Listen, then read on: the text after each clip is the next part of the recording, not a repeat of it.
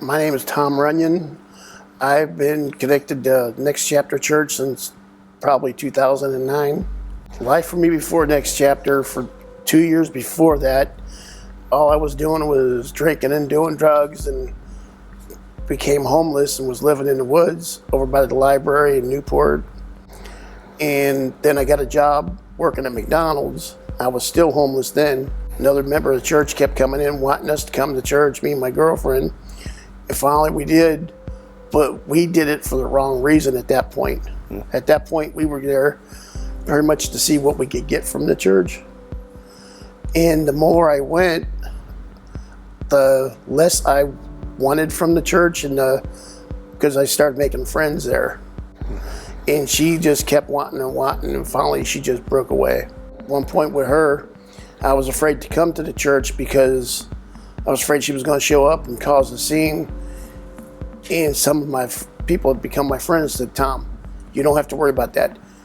We have your back. If she comes in, we'll take care of it."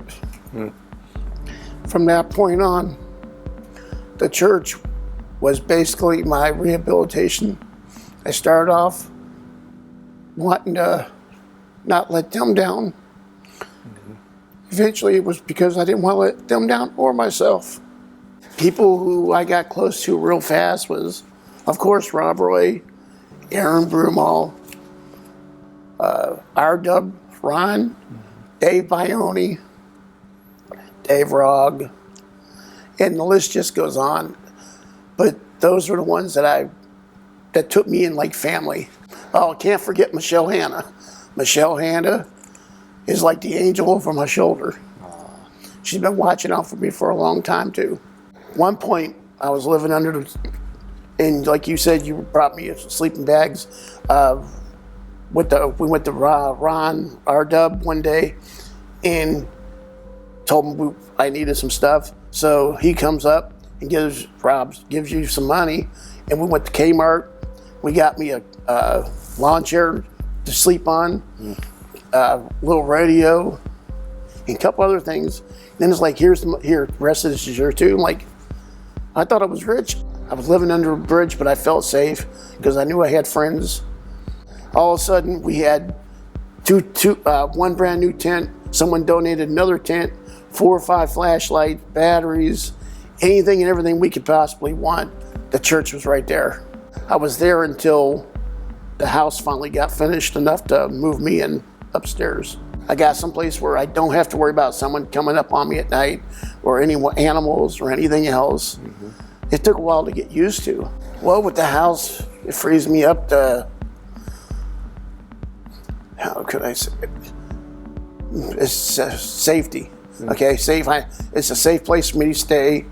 It's, over the years, even up until just recently, I always thought of it as a temporary place, because even though Rob and Brett and everybody told me, we don't ever want you to leave the house because you're the caretaker, you've been doing this, I still wouldn't let myself hang no pictures up. I wouldn't put nothing on the walls because it wasn't my property. I didn't want to destroy it from nobody else. If someone else moved in, I didn't want nobody to have to come in and clean up after me. Where now, the whole building's, all of a sudden the whole building's mine, and I still have problems hanging pictures up and stuff.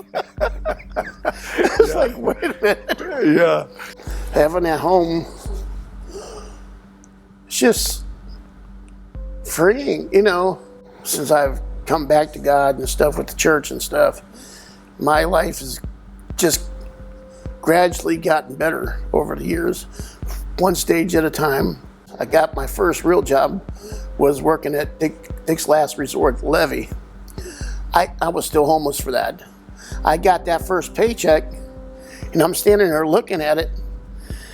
And so I get my little free phone, called up Aaron, said, "Aaron, I got a problem." "What?" "I just got my first paycheck and I don't know what to do with it." He said, "What do you mean?" I said, "I don't know what to do with it." He said, "Tom, cash it and go buy yourself something." I hadn't seen, it was like $150, $200. I'm like, wow, go buy yourself. What did I do? I went and bought me a bicycle. you figure until then, I was walking back and forth to church. I couldn't tell you how many times at the Southgate Community Center I walked through the snow to get to church. I remember getting baptized at Jolly Park. Just kind of caught me off guard. What? They called me up, walked out in my jeans and everything. Luckily, someone brought me a change of clothes. But you just never know what to expect. Yeah. Yeah. And it's always wonderful. The church opened their arms. There's a couple times they should have just pushed me away, because whether or not I did it or my wife did it or whatever, they should have just turned us away and said, look, you're too much, we can't handle this.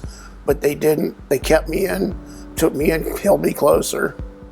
They made me feel safe. And I will never forget this church as long as I live. Yeah. I brag about it every single day. Anybody ever has any doubt about God, walk up, start talking to Rob, Brent, or whoever you need to, because God's working through them. They really are. And I've went to church my whole life, off and on, but I've never found a place that's so open to different people and accept you no matter what. The next chapter does. Yeah. It saved my life. Yeah. I mean, I would have either been dead or in jail if it wasn't for the next chapter and God.